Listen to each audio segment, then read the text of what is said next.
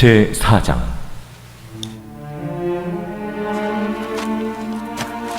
보아스가 성문으로 올라가서 거기 앉아있더니 마침 보아스가 말하던 기업 물을 자가 지나가는지라. 보아스가 그에게 이르되 이리로 와서 앉으라.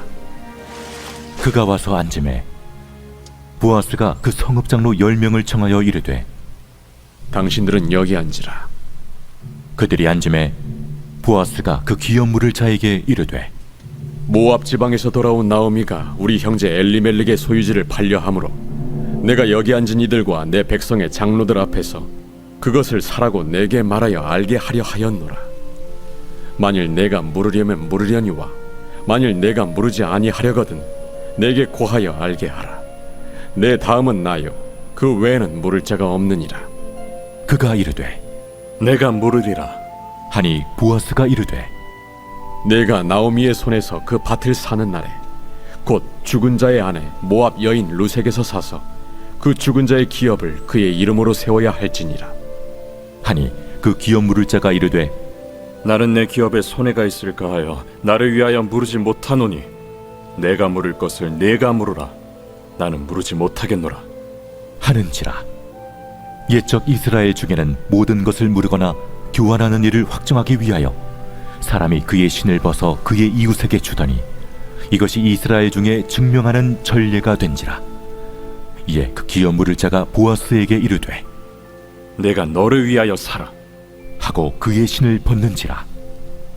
보아스가 장로들과 모든 백성에게 이르되 내가 엘리멜렉과 기련과 말론에게 있던 모든 것을 나오미의 손에서 산 일에 너희가 오늘 증인이 되었고 또 말론의 아내 모압 여인 룻을 사서 나의 아내로 맞이하고 그 죽은 자의 기업을 그의 이름으로 세워 그의 이름이 그의 형제 중과 그곳 성문에서 끊어지지 아니하게 하매 너희가 오늘 증인이 되었느니라.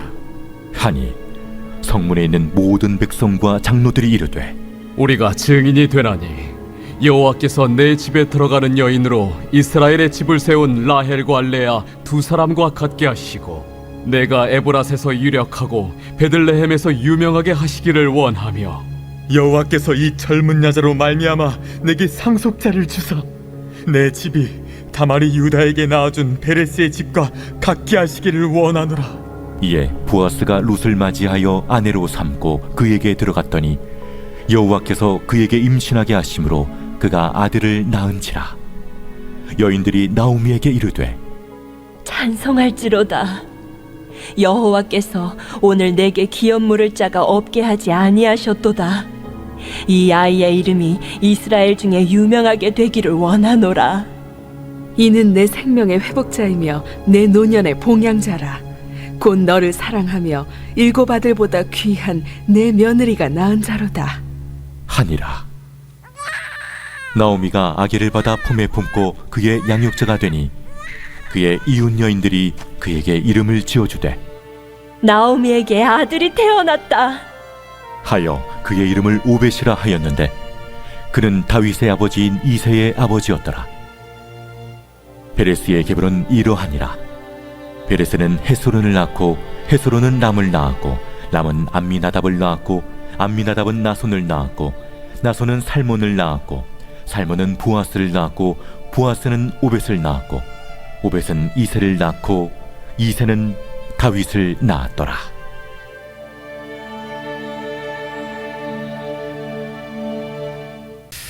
오늘은 맥주 감사 주일입니다.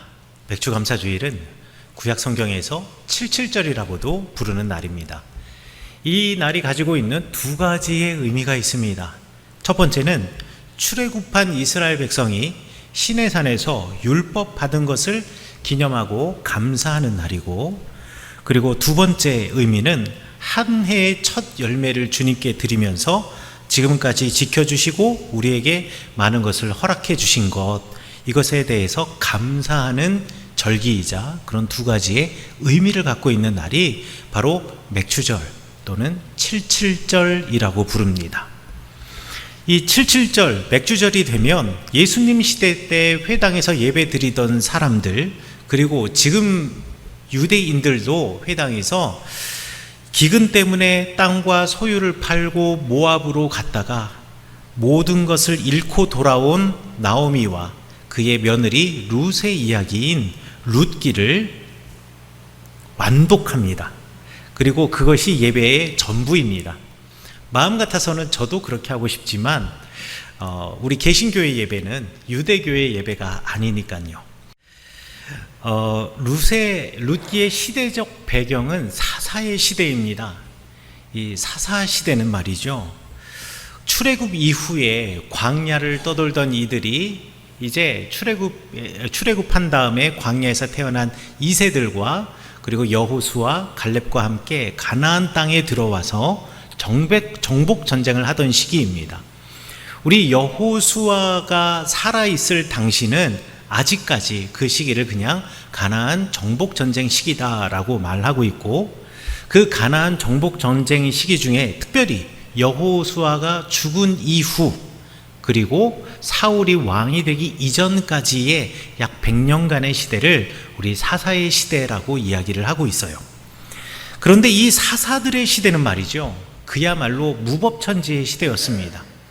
우리 사사기를 읽다 보면 12명의 사사가 소개되는데, 그 12명의 사사 초기에는 정말 하나님의 말씀을 붙잡고 사람들이 잘 살아갔지만, 시대가 거듭할수록 사람들은 하나님을 떠나가고, 심지어는 사사들조차도 하나님을 떠나가며 자신들이 가지고 있는 힘으로 사람들을 압제하고, 그 힘으로 자기의 권력을 채우고, 그 힘으로 사람을 누르던 사람들, 이 사람들이 바로 사사들이었고, 이들이 이스라엘을 통치하던 시대는 그야말로 무법천지의 시대였습니다.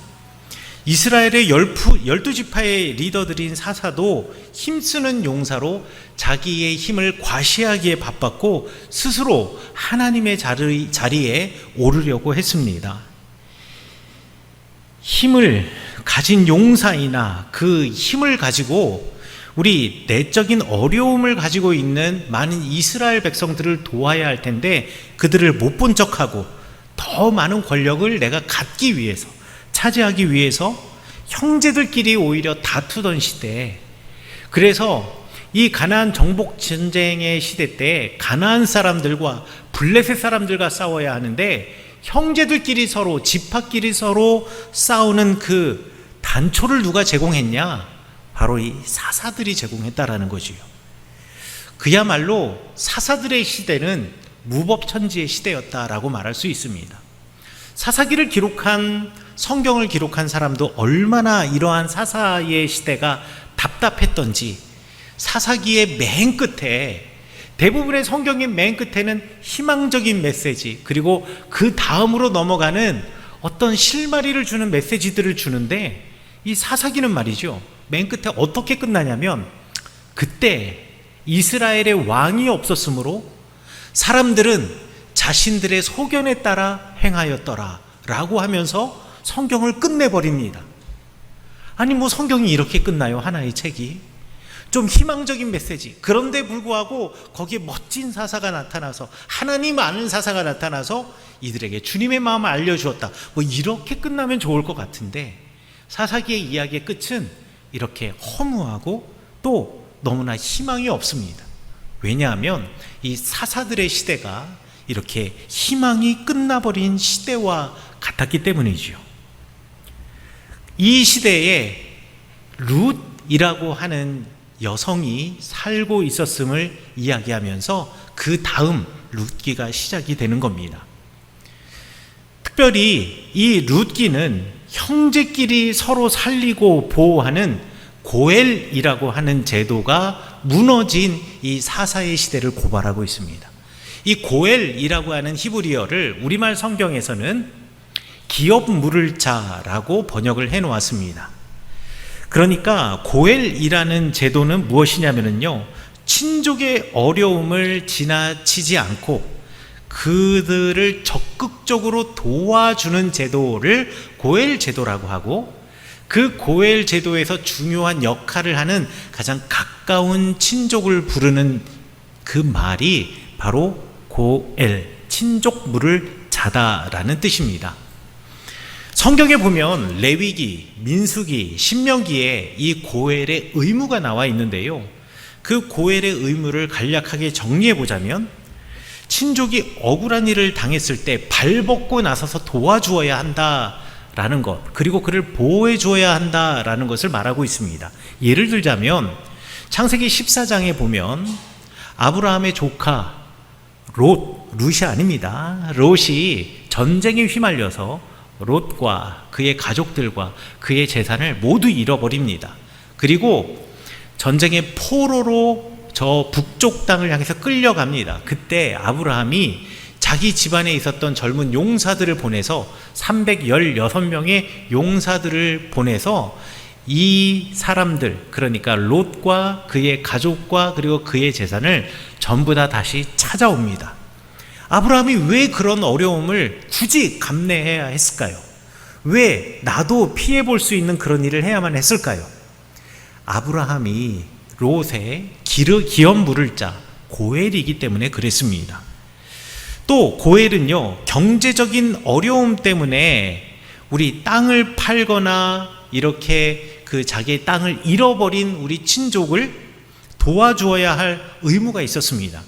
그래서 그의 땅을 사주고 그 땅에서 나온 소작물을 그 대가로 취한 대신에 희년이 되면 그 땅을 사들인 내가 원래 땅 주인인 내 친척 그에게 이 땅을 아무 대가 없이 그냥 돌려주어야 하는 그 의무를 가진 사람이 또 고엘이었습니다.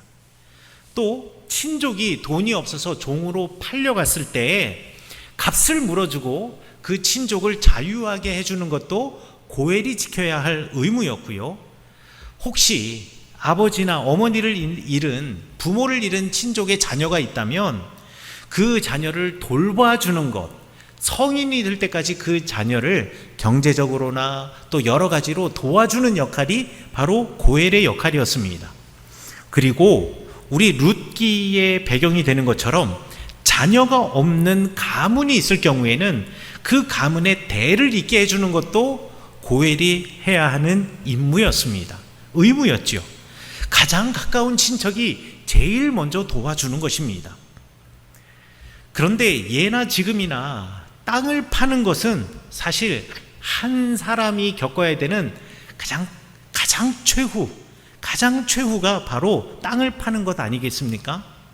우리 땅을 파는 것이 더 엄격했던 이스라엘 공동체에서 땅을 판다는 것은 곧 모든 것을 잃어버렸다라는 뜻입니다.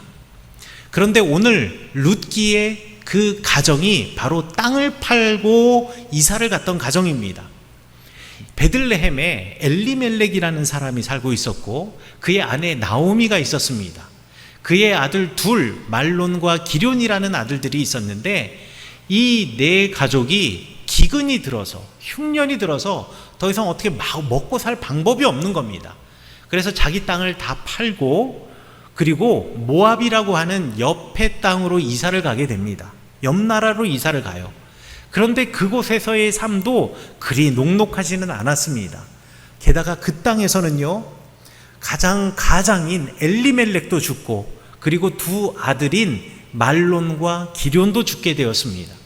그런데 이 말론과 기럐이 죽기 전에 결혼을 해서 아내가 있었거든요. 말론의 아내는 룻이었고 그 다음에 기럐의 아내는 오르바라고 하는 여인이었습니다. 그런데 둘과 결혼하기는 하였지만 자녀를 미처 생산하지 못한 채 죽게 된 거예요. 그래서 이제 나오미라고 하는 시어머니와 그 다음에 오르바와 룻 세 명의 여자만 이 가정에 남은 겁니다. 그리고 그 가정 중에서 룻과 그 다음에 나오미 이 둘만 다시 베들레헴 땅으로 돌아오게 됩니다. 기근을 피해서 땅을 잃어버리고 땅을 팔고 모압으로 이사 갔던 이 한 가족은 모압에서 사람들의 일부는 죽고 흩어진 후에 이제 시어머니인 나오미와 룻만 돌아오게 되었는데 돌아온 이 베들레헴 땅에서 아무도 이 사람들을 돌보아주는 사람이 없는 거예요.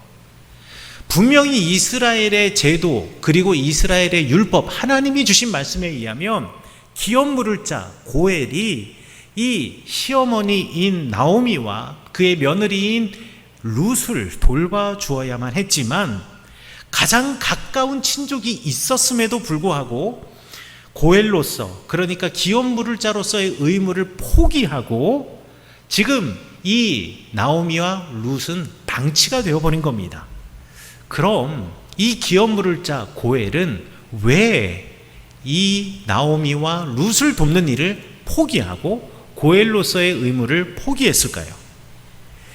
계산해 보니 나에게 손해가 되었기 때문에 그렇습니다. 내가 고엘로서 의무를 다하고자 한다면요, 룻과 결혼을 해야 됩니다. 룻과 결혼을 하는 것으로 끝나는 것이 아니라 그 룻의 땅도 다시 되찾아 주어야 합니다. 그런데 그래, 뭐 땅을 되찾아 주어서 그 땅이 나의 소유, 나와 룻의 소유가 된다면 나에게 있어서는 뭐 약간 도움이 될 수도 있으니까 이 결혼 해야겠다라고 생각할 수도 있겠지만, 그렇게 되찾은 땅은 내 땅이 아닙니다. 그리고 내가 룻과 결혼해서 낳은 아들도 내 아들이 아닙니다.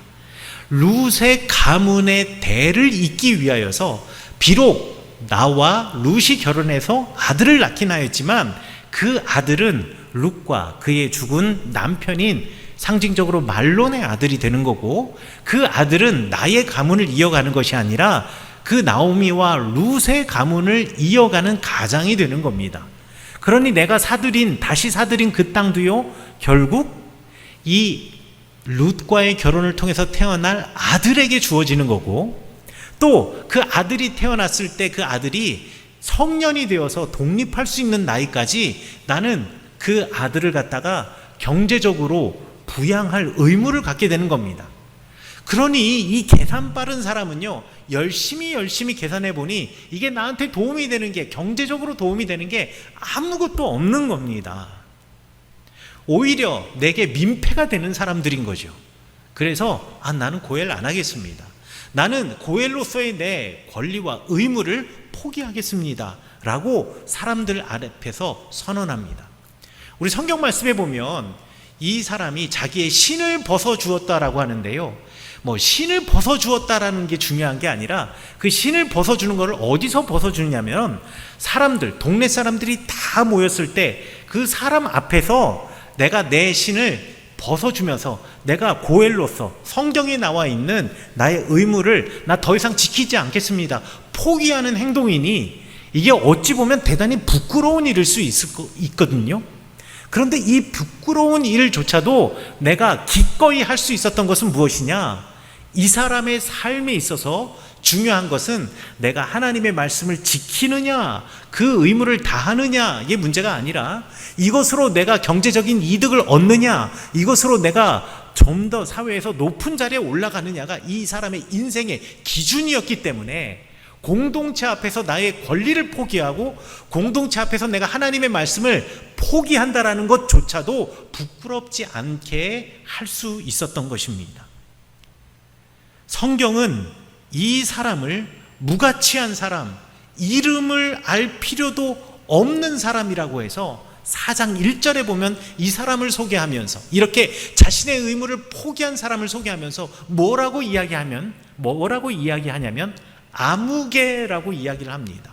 아무개라는 말은 이름조차 소개하지 않는, 그냥 우리가 알 필요도 없는 아무개라는 이야기입니다. 이 아무개의 등장은요, 희망이 끝나버린 사사 시대의 모습을 고스란히 보여주고 있습니다. 사사들도, 힘 가진 자들도 자신을 위해서 힘을 쓰고 하나님이 주신 그 지위와 하나님이 주신 그 능력을, 자신의 권력을 채우고 자신의 배를 채우는 데 사용하던 그 시대, 아무런 희망도 찾을 수 없는 그 사사의 시대의 모습을 아무개라고 표현하고 있는 겁니다. 이름을 알 가치조차도 없고 이름을 소개할 가치조차도 없는 그 시대, 그 사람들. 그러나 같은 시대를 살았으나 전혀 다른 삶을 산 사람이 있었습니다. 그 사람의 이름이 무엇이냐면 보아스입니다. 이 보아스라는 이름 자체가 힘이라는 뜻을 가지고 있습니다.